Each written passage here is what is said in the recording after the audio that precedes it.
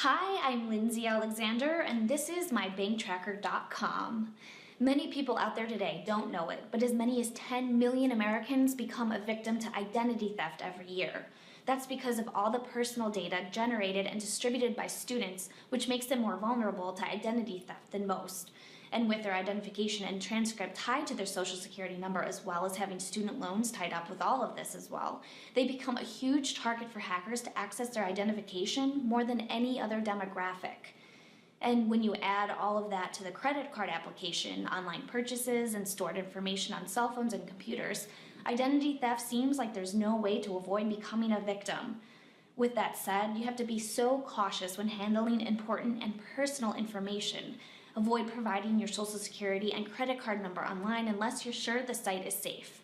Keep in mind that almost no one actually needs your social unless you're applying for a new card or verifying certain information.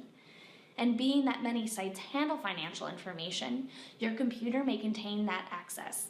Keep it in a safe place and make sure your password is protected. If your computer happens to get stolen and you're worried your accounts are easy to get to, call the issuer or cancel your cards altogether. And remember that computers are subject to malicious spyware, so always update your security software.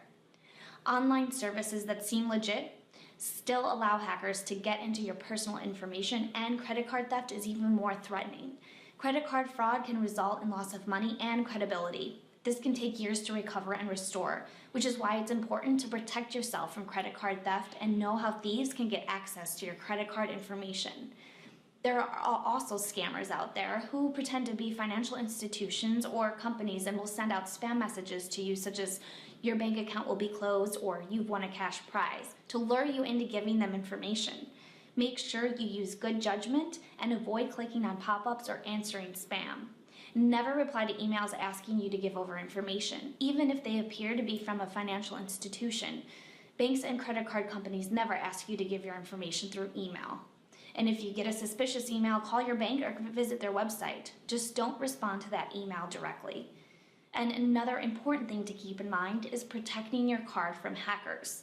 When you use an ATM, look for any awkward contraption placed over the card reader and keypad. Those may record your access information. Try to use an ATM at a bank in a well-lit area. It's less likely to be a target. And you should always check your credit card statements very thoroughly. This will help you find out if there's been any suspicious activity. If your card disappears, call the issuer right away and cancel it. Laws to protect consumers state that once you report the loss of theft of a card, you're no longer responsible for unauthorized charges. There are also types of thieves that will go through trash looking for bills or other pieces of paper with your name on it. It's best to shred or rip up papers that contain your personal information. And when it comes to your personal information, it's better to be safe than sorry. And if it seems too good to be true, it probably is. I'm Lindsay Alexander with mybanktracker.com, and together we're going to build your finances and rebuild the world.